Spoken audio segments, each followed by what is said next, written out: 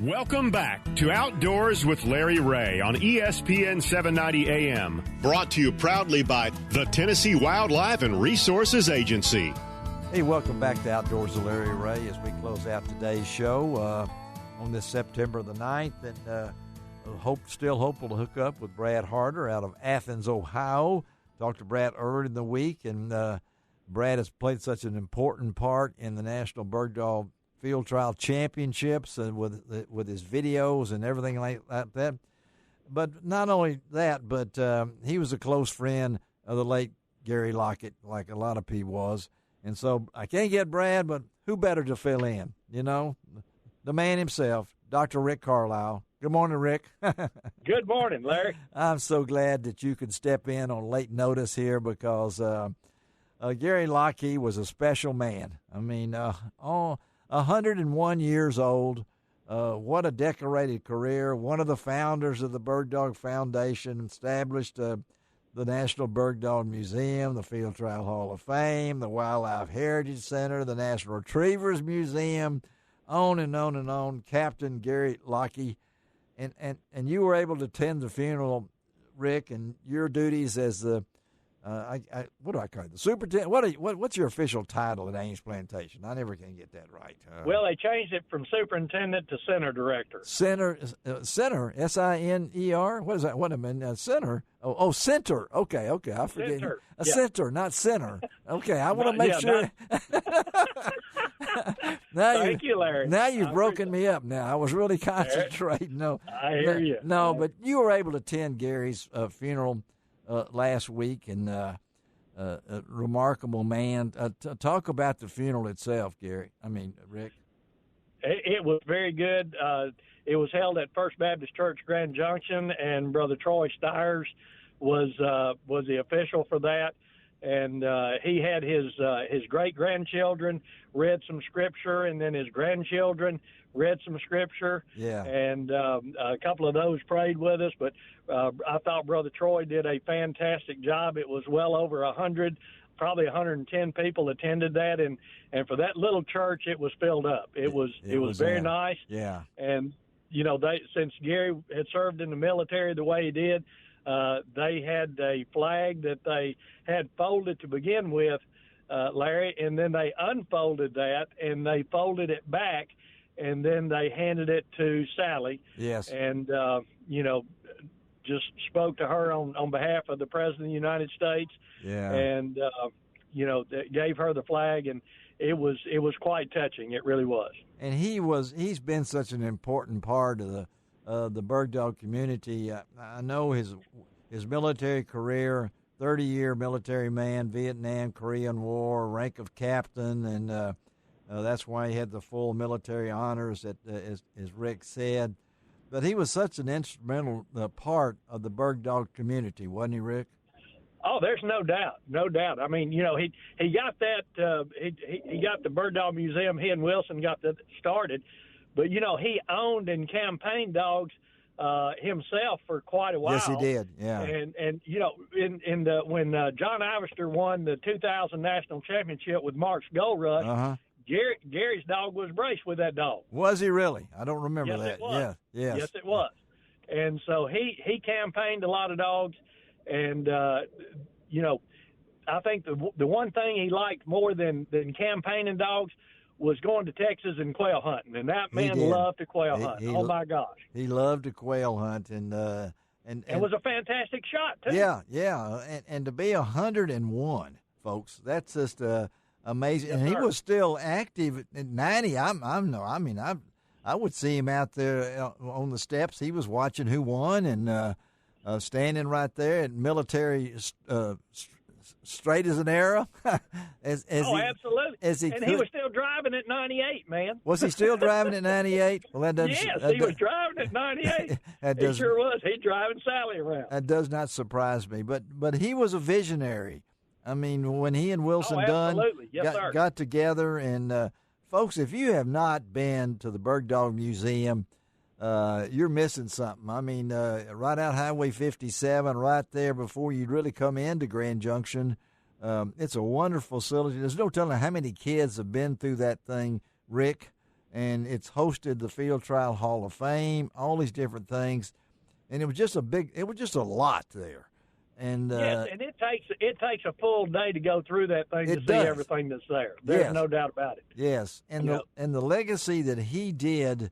He's really not even from here. He always talked about, he's from North Carolina and South Carolina, and his background was the University of Carolina and South Carolina. I remember that, and all these different kind of things.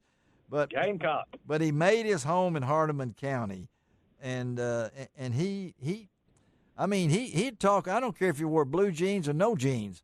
I mean, he loved it. He loved to talk bird dogs and about our country. Yes, sir. Absolutely. The patriotism that he always showed. I mean, he never flaunted his being a captain and thing like that. But you're talking about knowledge. I mean, I owe so much to him from 1988 when I became outdoor editor of Commercial Appeal, and I was lost as a goose. But I can think that Gary was there, Wilson was there. Of course, Jim Anderson played a big. All you guys out there really helped me. I still hadn't rid a horse, but I'm not going to. But Gary always wanted me to get on a horse, but I'd rather ride with Gus in the Jeep than anything like that. But the legacy he left will not be forgotten, will it, Rick? I mean, yeah, and don't forget his Native American heritage as well. That's right. Okay. Yeah. He was proud of that, and he just did a fantastic job. There's no doubt.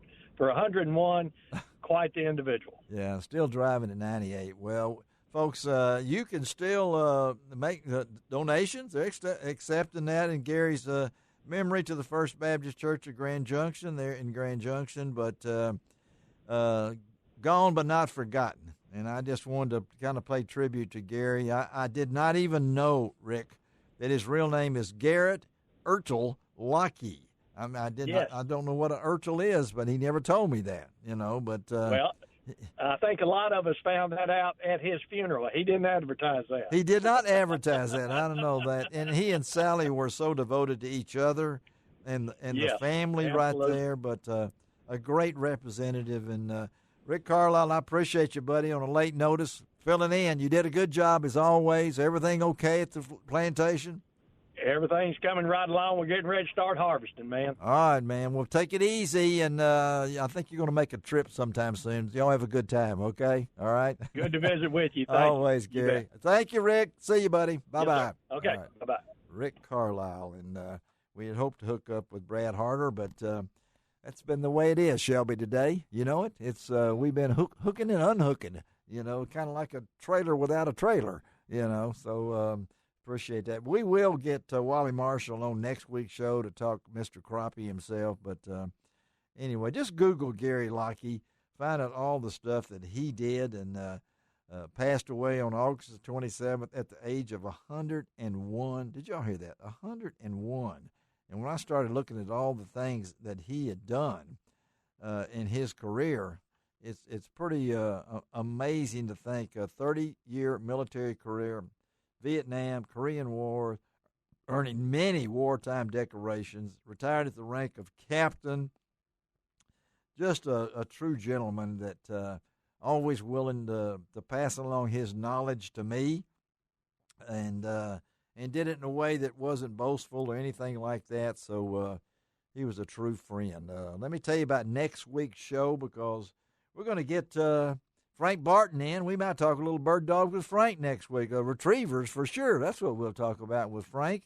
We're lining up a lot of shows. That'll be on the third Saturday of the month, so Frank will be in. John Gordon will join us later in the month. Normally will be on the third Saturday of the month, but he'll join us later in the month. He's out and about with DU Nation and some other things like that, and so many things going on. Don't forget, again, today, 23rd Hunter D. Stafford Memorial Supper. That's at the Holly Grove Cumberland Presbyterian Church in Brighton. Holly Grove Road, that's 4538 Holly Grove Road. They have had as many as 1,500 people at that event. And you're talking about some food, fellowship, and lots of things going on. We're going to give away 3 firearms out there. I think he said that, including the .243 rifle and then a couple of shotguns. So take off out there today. to that. And if you got time, drive over to Hot Springs. That's where Ron Wong is. He's at the Pan American Bass Games over there with the American team of 17 teams, including the American team with Larry Nixon and Brock Mosley and a lot of other ones that's been on this show. So we'll have all of those pictures from Ron posted on LarryRay.com. That's LarryRay.com. And we'll have all those from Ron as he's there. And then Ron will be back with us next week also as we talk to Wally Marshall. Wally apologized for missing his segment, but, you know, Wally, we'll get him back next week and talk more with him.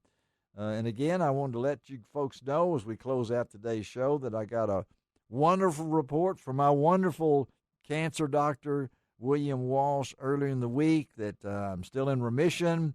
I don't go see Dr. Walsh for a couple of months, and then I get a scan in December, and then hopefully don't see him for every 3 months starting next year. I appreciate all the prayers and everything that went along with that, and I'm thankful that me and Miriam had a chance to be at visitation for the late Mike Hayes earlier in the week at Second Baptist in Union City. Shelby, thank you for putting up with me. We're home alone here. This is Larry Ray reminding you to do each and every week. It doesn't cost an extra cent to be a good sport. And God bless the U.S.